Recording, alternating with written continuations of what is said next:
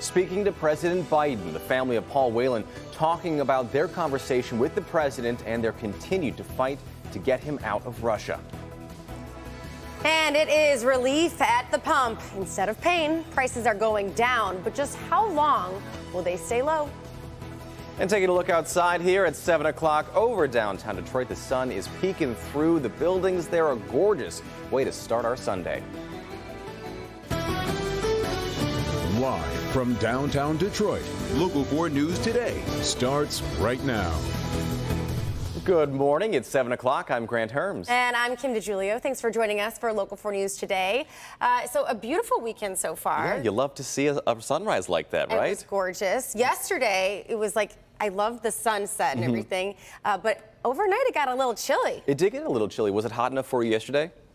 During the day, yeah, I was able to get to a pool, so that was good. To get your summer in a little bit, yeah. But I was out golfing a little bit later, like when the sun set, and I needed a sweatshirt, and I don't like to wear a sweatshirt in July, Andrew. I know, not the favorite for everyone, for many folks that are out there, but good golfing weather by later this morning. It was on the chillier side earlier this morning. Just an hour ago, we had many temperatures in the 40s, but we'll see those temperatures rise sharply now that the sun is up. Sunrise began at 6:06. We'll be in the 70s by no time, including at noon. We're looking at temperatures up to around 77 degrees by midday. Then on our way to the 80s this afternoon. Excellent pool weather, great golfing weather, great gardening weather. Highs up to around 83 to 85 this afternoon with a breeze out of the northeast at around 5 to 10 miles per hour. Looking good as we look at downtown Detroit. 56 degrees over at the airport still. Winds out of the north at around 6 miles per hour. Temperatures still in those chilly 40s along I-69 from Flint to Lapeer, also in Port Huron with 48 degrees.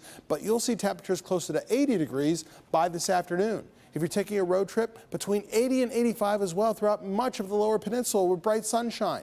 From Traverse City to Alpena and also in Grand Rapids. We'll talk more about your 7-day forecast and even higher temperatures in minutes. All right, thanks, Andrew.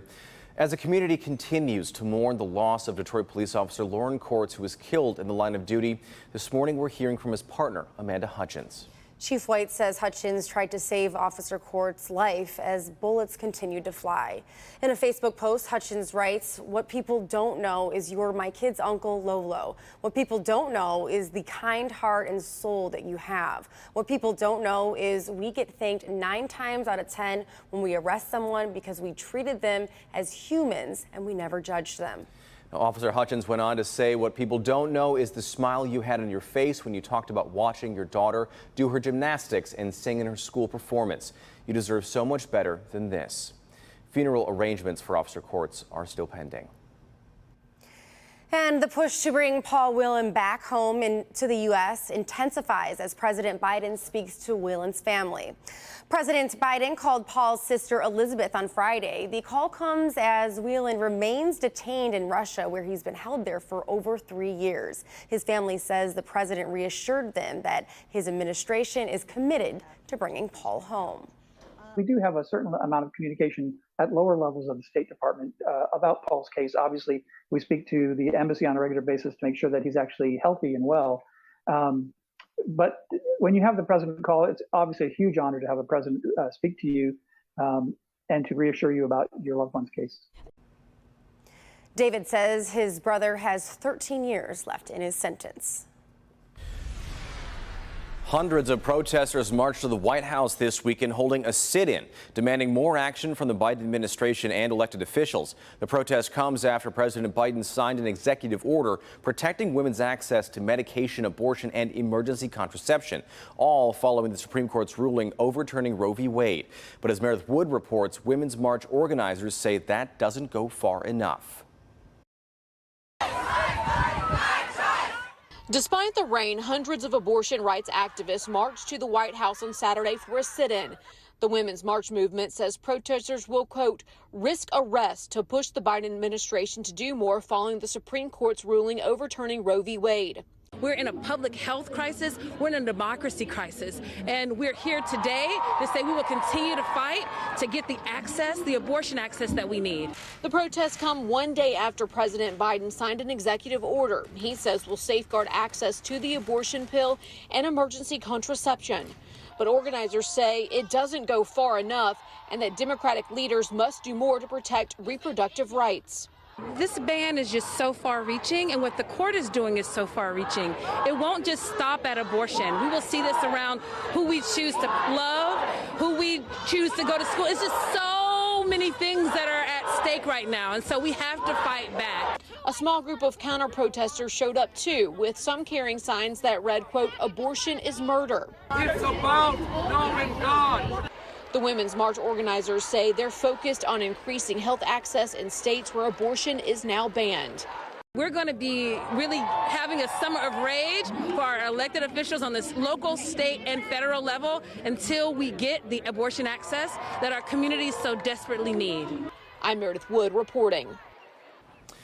Here at home, tomorrow is the deadline for a petition to enshrine abortion into the state constitution. The Reproductive Freedom for All initiative has surpassed 800,000 signatures. They needed just over 425,000 to make the November ballot. The petition comes on the heels of the governors announcing talks with the Biden administration about potentially changing federal rules on immigration for women who may need to seek abortion care in Canada. Anti-abortion groups have accused the governor of setting an extremely dangerous precedent with those statements. This weekend, dozens gathered to say goodbye to a hero, Tuskegee Airman Alexander Jefferson. Funeral services were held Saturday at Hope United Methodist Church in Southfield. The Detroit native died last month at the age of 100.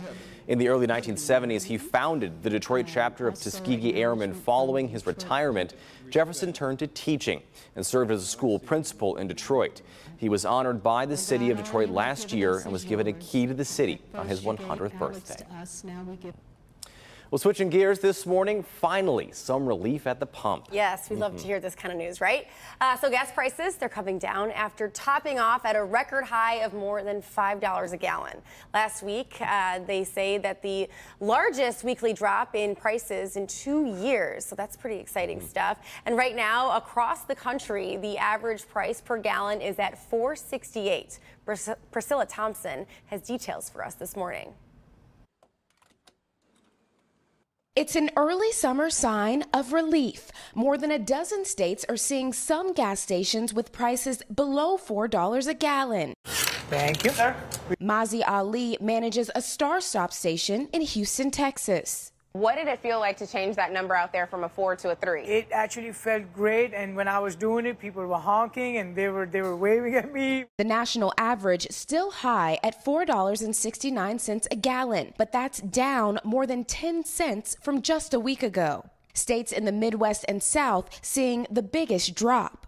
The lower prices, a welcome surprise for those hitting the road in Houston. I was doing a pizza delivery, so I saw $3.89. I was like, I'm going here. I called my mom. I was like, you need to come over here and get gas because it's really cheap right now.